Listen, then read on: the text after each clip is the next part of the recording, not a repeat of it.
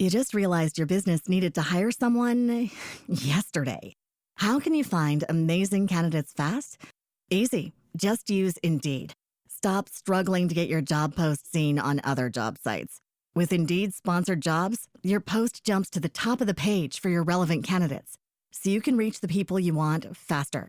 According to Indeed data, sponsored jobs posted directly on Indeed have 45% more applications than non-sponsored jobs.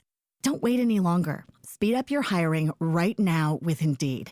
And listeners of this show will get a $75 sponsored job credit to get your jobs more visibility at Indeed.com/kidsandfamily. Just go to Indeed.com/kidsandfamily right now and support our show by saying you heard about Indeed on this podcast.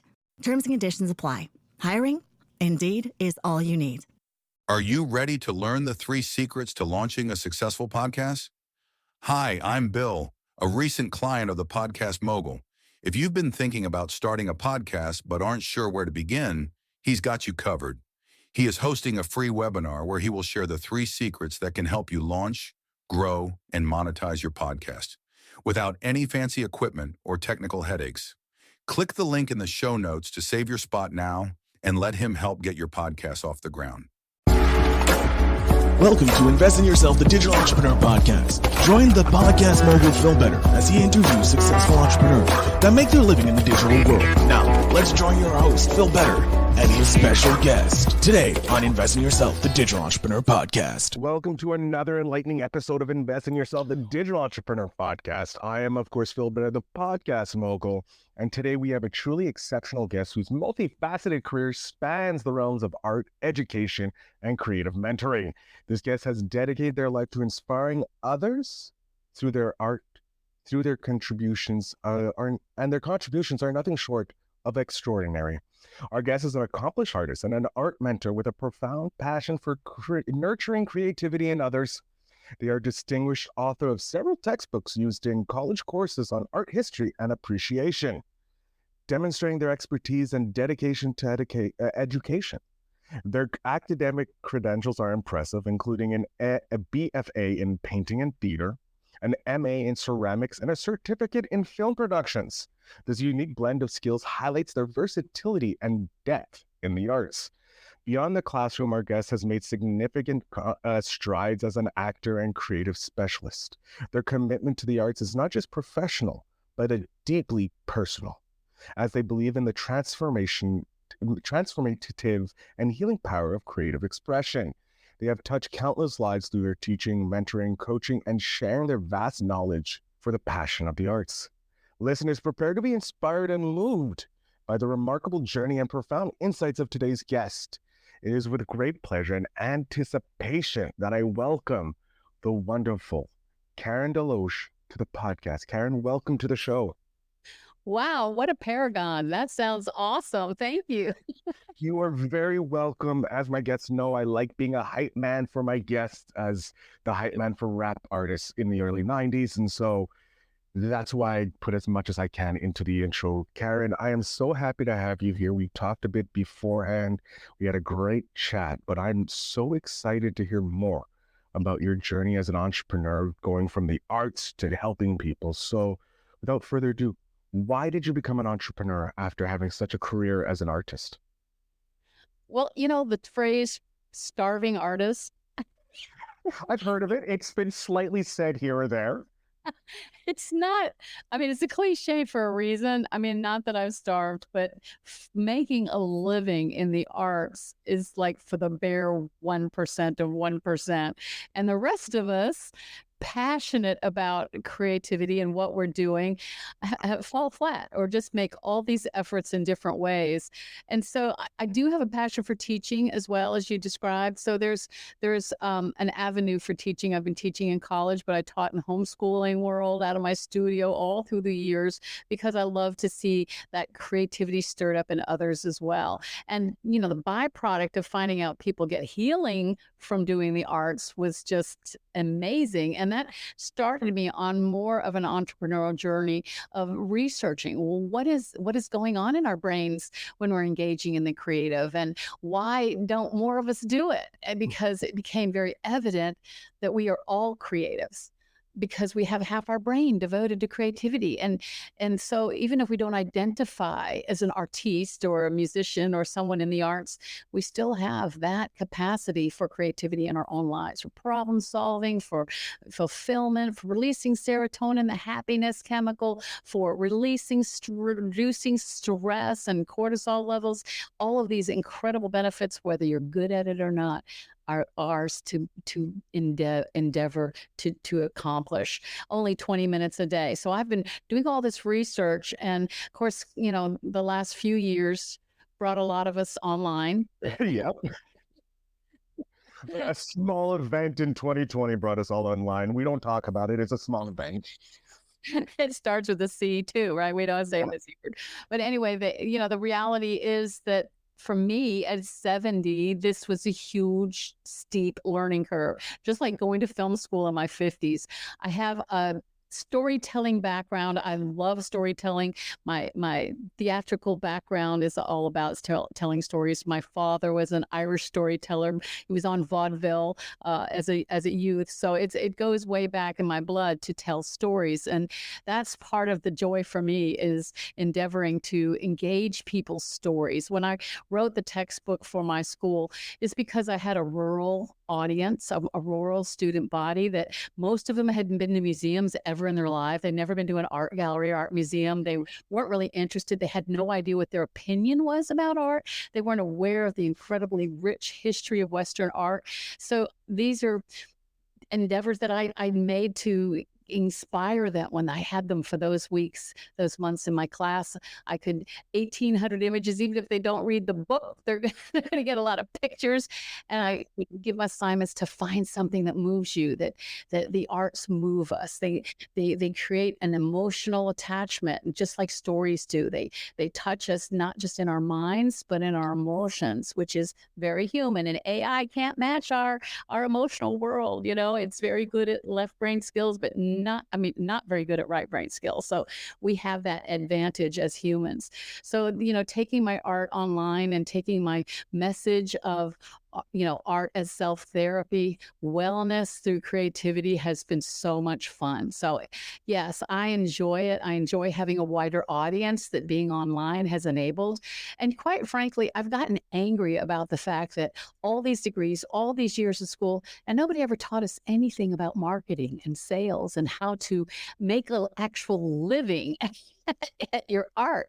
And although some people tell me they went to school back then, it has nothing to do with the way to do it now. So things have changed, as you know. It's ever expanding technological world out there. So, for me and my generation, we've had to learn and try to catch up, but I love it, to be honest with you. I love it. I love being able to share this message with everybody, that they can find a way to engage in their own creative brilliance.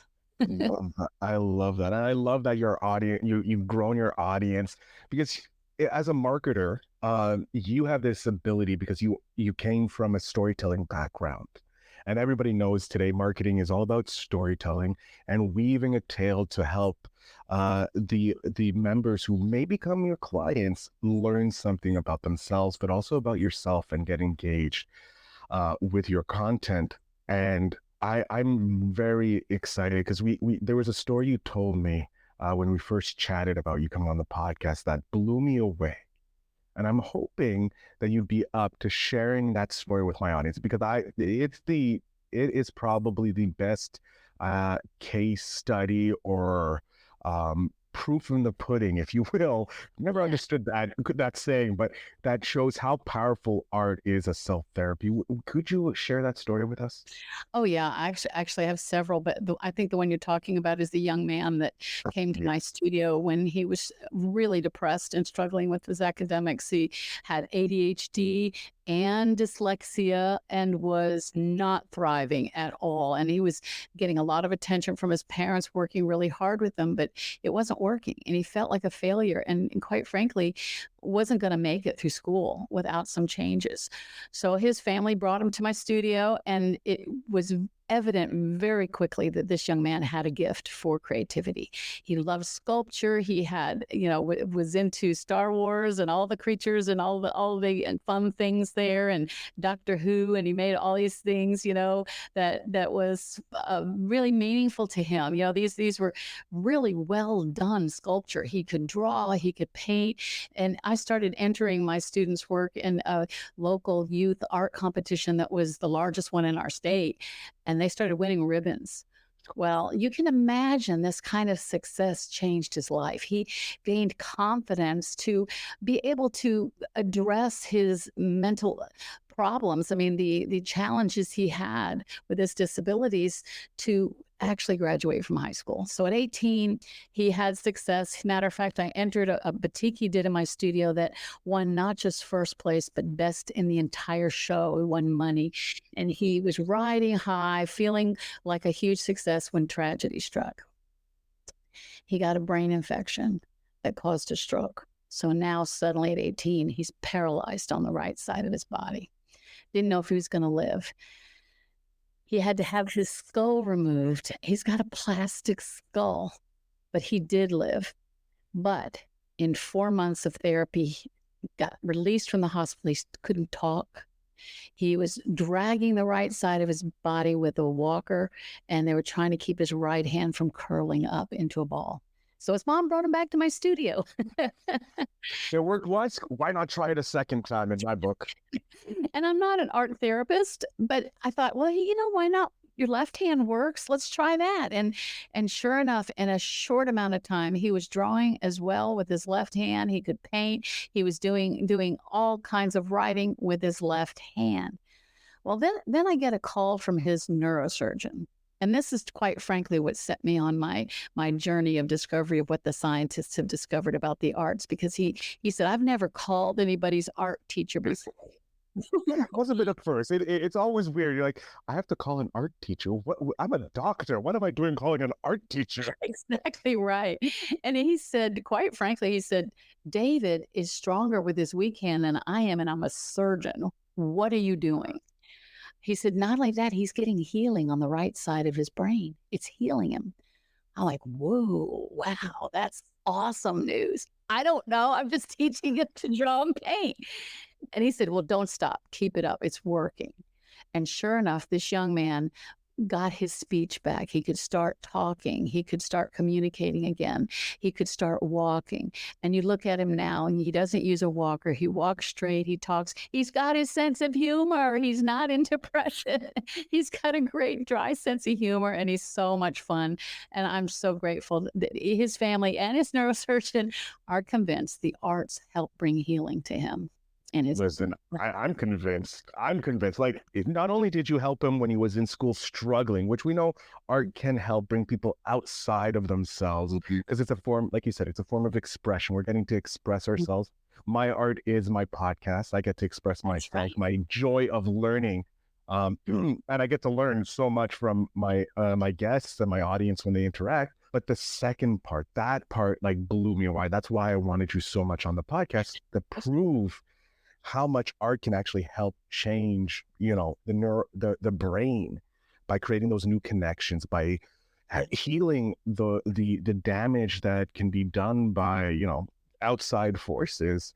When we allow the brain to have time to play, in essence, it's playing. Yes, it's work at some points, but it's a lot more play, I find, because you get to be creative.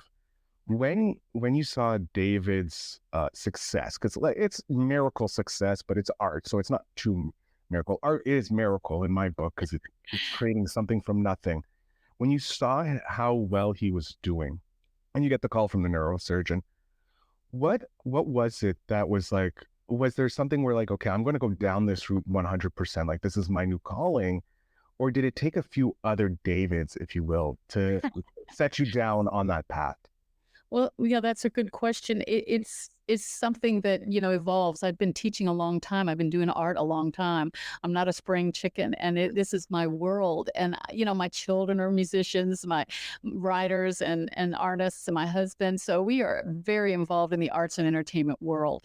And so we're really passionate about the ability of the arts to change people's lives in so many ways, besides what our product is that we're sharing, that is a product of our own creativity. But for me, I feel like my superpower truly is stirring up the creative in others. It's part of my joy that I get to do. And it's interesting, you're talking about fun. Even Albert Einstein, considered one of the greatest creative geniuses of the 20th century, said that creativity is intelligence having fun. Wow. And we don't have enough fun in our lives. And that's the truth. Not healthy fun. This is healthy fun. This is fun that can change your brain chemistry. And it does. It changes chemistry. From what I've read, what David had happening was he had already been building these left brain, right brain neural connections through the arts.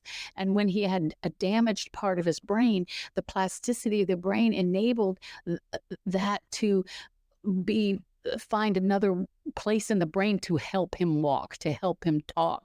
So even though there was damage to those centers, the plasticity was working for him, and so I had confidence. That I had another student who was an adult, very good at sculpture.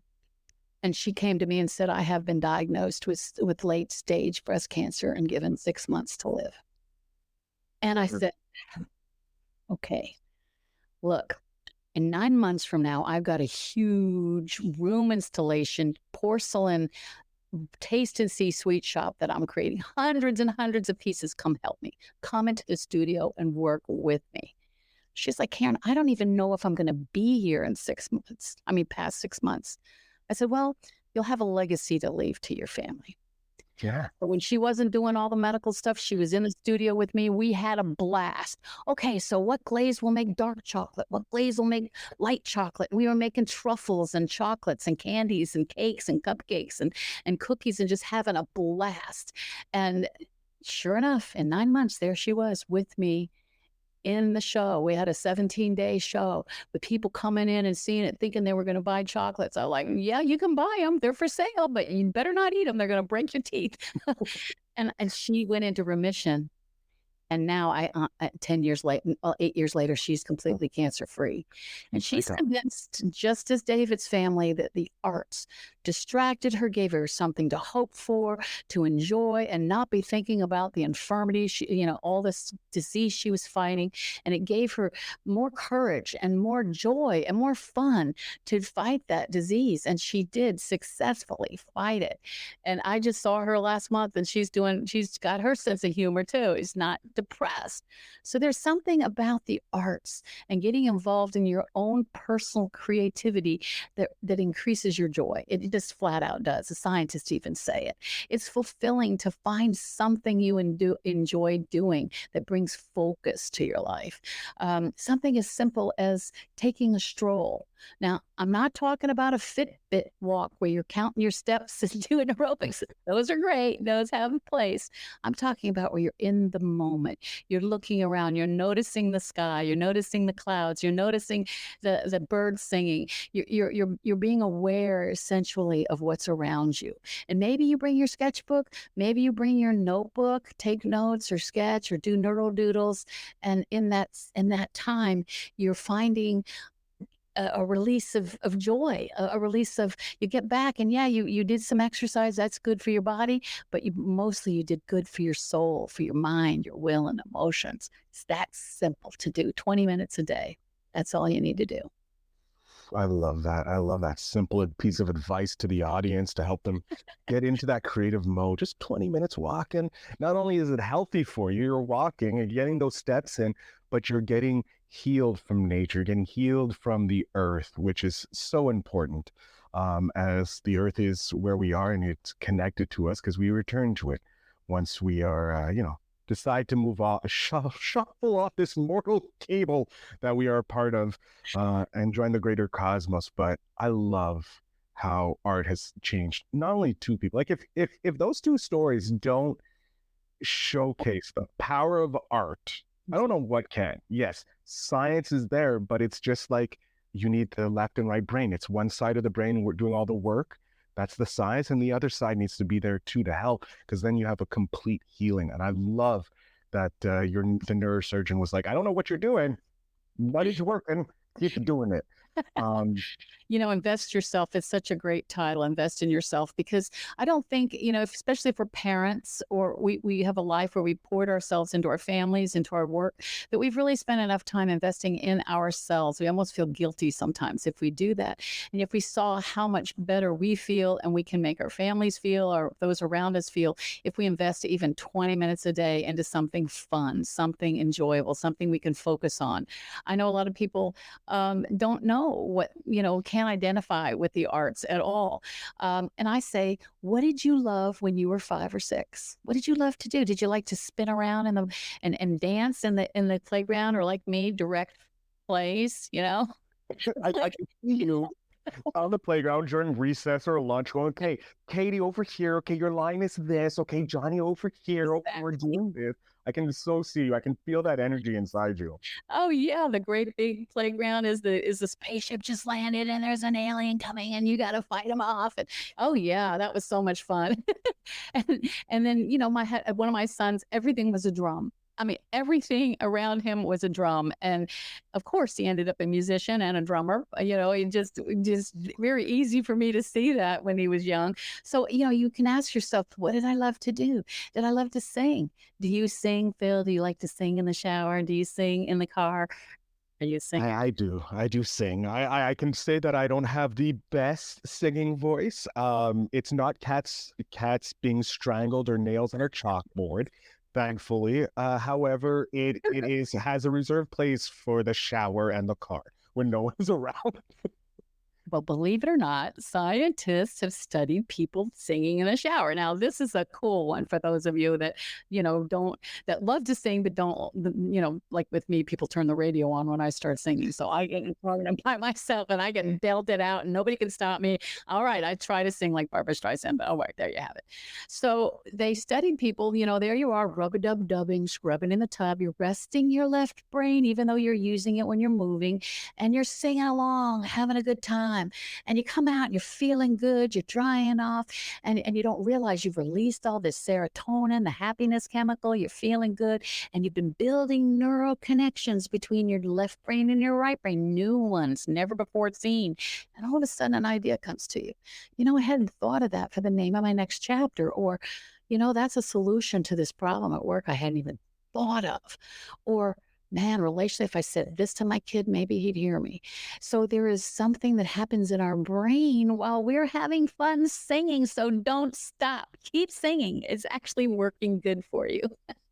I love that. Well, I'm going to start upping my singing in the shower, and the people in the surrounding apartments need to deal with just the songs, whether they're good or bad.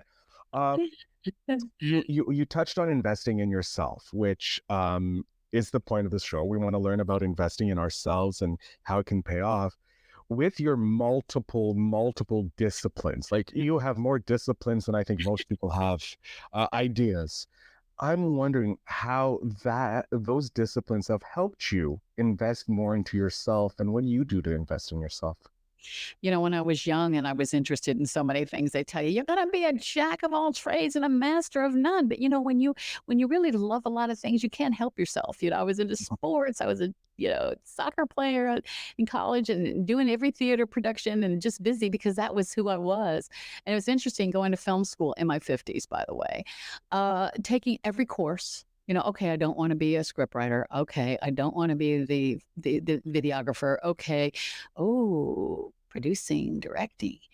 Being a producer means you need to know something about every area in order to hire the best people or put all the pieces together to make a film happen. So that aspect of my character really makes me a better filmmaker.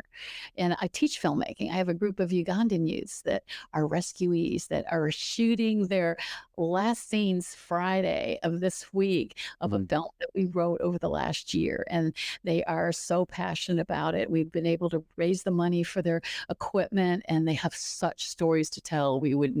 You talk about stories. they got stories. I don't know if anybody wants to hear them, but we need to hear them. They're stories we need to hear.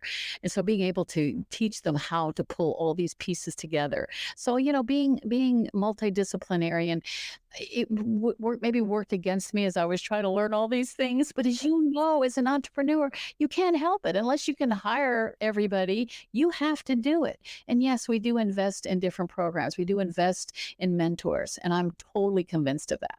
When I was in college, I could draw really well. I'd love to draw people, been drawing people, but I didn't know how to paint. So I took all these painting classes. 4 different professors convinced me using 4-letter words that I wasn't a painter. They hated my paintings. And I heard you're not good enough. You're never going to be good enough. Forget about it and go into sculpture, go into ceramics. So that's what I went into for my graduate work.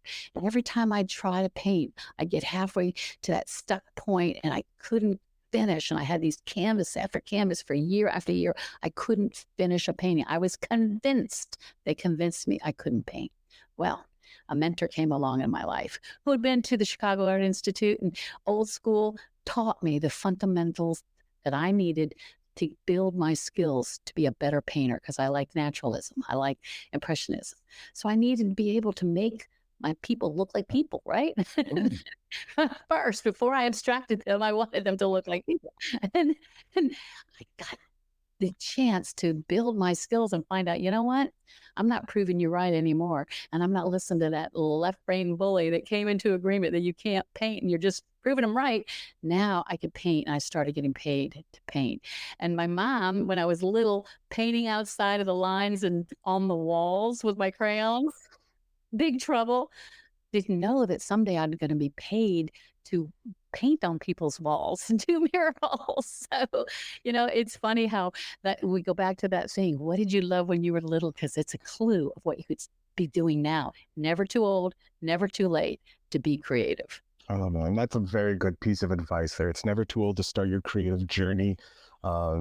Just like you said, like you went back to school when you're in your 50s to learn how to do filmography and be a massive film person. And now you're teaching that and you're helping people. You're helping kids in Uganda deal with the trauma that they had to face and be able to tell the stories so that it can escape their soul and they can start that healing process in their own unique ways. And I think that is something that is monumental to your legacy that you're leaving. Not only the legacy of David, that is now a full functioning human, even after facing so much adversity. And then you have that lady who beat breast cancer, is now in remission and is doing so much better.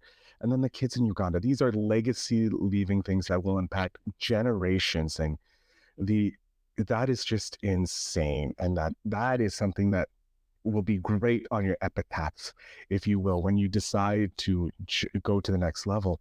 But I'm wondering, with being a mentor, because you have been mentored, now you're mentoring so many, what piece of advice you consistently give to your students and mentorees, and how can our listeners apply this to their own creativity to achieve their goals? That's a great question, Phil. And there is some things that I learned because their advice. I'm sure my college drawing painting teachers weren't trying to ruin the next 10 years of my life.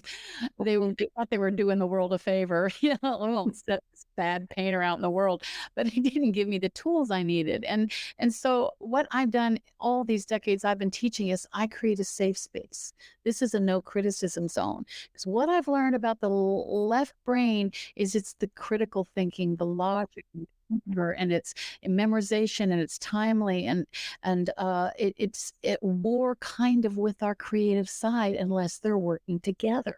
And so as we gain these opportunities to be creative, we need to give ourselves the grace to not have to be perfect at first. That paralysis of perfectionism. Give yourself a safe space to learn and to grow and to get better at it. Have fun, laugh, enjoy the process. When I teach drawing, the first drawing lessons we do, they're not allowed to look at their paper at all while they're drawing. That's to get them into the right side of the brain, get less product oriented, less perfectionistic. We can be excellent without having to be perfect. And so, as I say to you, whatever your endeavors are, give yourself the grace to make mistakes and enjoy the process. Don't look at the product so much as the process. If you love it, enjoy it. Wow. I have to touch on something that you dropped. It hit me. You can be exceptional without being perfect, which is, I think, a message that needs to be on a billboard in Times Square because of how powerful it is. Because we're so focused on perfection. We're so focused on being the best version of ourselves so that we can show the world how great we are. And we think we need to be perfect. And in reality, there is no such thing as perfection.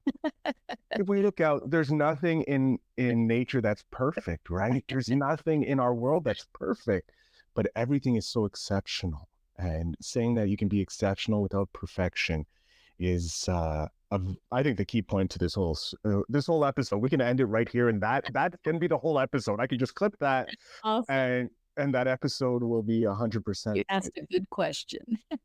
I do my best. That's my creativity. That's where my creativity comes from. We are coming near to the end of the show, which I despise because I'm having so much fun chatting with you and hearing about all the greats that you've done. So before I jump to my last question, though, because that question is super important, I'm wondering, with every creative professional faces challenge, and you certainly had your share, can you describe a major challenge you faced in your artistic or teaching career that you overcame it, and what strategies you used? Well, that's a tough one. Learning to be a better teacher, a better painter made me a better teacher. And part of it was understanding that I had received these negative words and they really affected me. That sticks and stones might break my bones, but words will never hurt me. That's a big fat lie. That's not true. Words hurt us. I can't tell you how many people say, oh, I can't draw. I try to draw and it didn't work out. If somebody told them that was important to them, somebody told me as a kindergartner, they colored outside the lines. They were having a blast. The teacher tore their paper up in front of everybody and said, you can't color. So in third grade, someone says, you want to color with me? She goes, I can't color. Can you imagine being convinced at third grade you can't color? So it just robs people, these words, that if we can, insulate ourselves or just recognize, wow, I have words inside of my mind, inside of my heart that hurt me, that wounded me, that kept me from singing, that kept me from playing the piano, that kept me from dancing. And it's not too late. One of my favorite Christmas presents, my husband bought us ballroom dancing classes. Well, for the next couple of years, we had so much fun. We got our children involved. We got our church people involved. We got our friends involved. We just shut the place down. We had so much fun. It's not too late to enjoy what you have in your heart that you love to do. Oh, I love this episode so much, and I'm disappointed that it's ending, Karen. I'm definitely going to have you back on because you have a wealth of wisdom and your creativity is endless. I can see it. But we are coming to the end. So I'm going to get into your creative mind once more. I have your 10-year-old self here, Karen. She is a delight. She's been drawing on my walls, though. So, but I'm not mad. I'm not mad because it's beautiful artwork of a 10-year-old. But what's one piece of advice you would love to be able to hand back to your 10-year-old self? That's so good. How many of us would love to be able to do that and for real? And it's some of what we've already been talking about. What did you love? What have you loved, in your life? You're still young enough at 10 to understand that coloring really was important to you, or dancing in the playground, or singing at the top of your lungs, or, directing plays in the playground. And that this is something you can grab a hold of and maybe find mentors for, because even at the age of 10, there's ways to cultivate your own creative giftings that are there. And I know they're there. I guarantee they're there.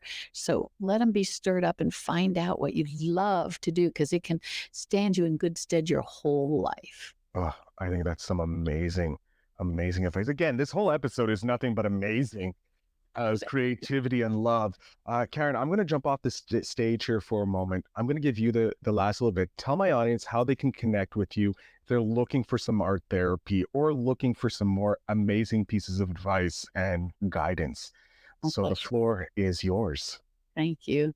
Yeah. So if you want more information about getting your own creativity stirred up, go to www.getcreativewithkaren.com and you can sign up for this 3-part pop-up podcast that I've created to give you more examples of ways you can be creative, how you can use your right brain brilliance to its most effect, overcome brain fog, and maybe all kinds of things that are afflicting you through finding and stirring up your own personal creative. So please get creative with Karen. I love it, Karen. I can't thank you enough, Karen, for coming on the show and sharing the amazing stories and pieces of advice to my audience. It was a pleasure chatting with you. Thank you so much. You are wonderful. You're great at it and very creative. Thank you for that. To my audience, as you know, the show notes will have everywhere you can connect to Karen, but I highly suggest you check out Get Creative with Karen to hear that pop-up podcast. It's an amazing podcast that will take you to new levels of creativity. And as Karen says, you just have to be exceptional. You don't have to be perfect. Yeah. And with that, I tell you all, remember to always invest in yourself.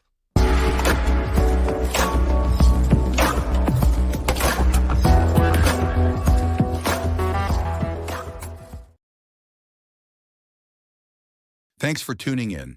Now it's time to take the next step. When you're ready to dive deeper into how to launch, grow, and monetize your podcast, Phil's got something special for you. Join him for a free webinar where he'll reveal the 3 secrets that have helped countless entrepreneurs succeed in podcasting. Click the link in the show notes to save your spot, and let's turn your podcasting dreams into reality. You just realized your business needed to hire someone yesterday. How can you find amazing candidates fast? Easy. Just use Indeed. Stop struggling to get your job post seen on other job sites. With Indeed sponsored jobs, your post jumps to the top of the page for your relevant candidates, so you can reach the people you want faster. According to Indeed data, sponsored jobs posted directly on Indeed have 45% more applications than non-sponsored jobs. Don't wait any longer. Speed up your hiring right now with Indeed. And listeners of this show will get a $75 sponsored job credit to get your jobs more visibility at Indeed.com/kidsandfamily. Just go to Indeed.com/kidsandfamily right now and support our show by saying you heard about Indeed on this podcast. Terms and conditions apply. Hiring? Indeed is all you need.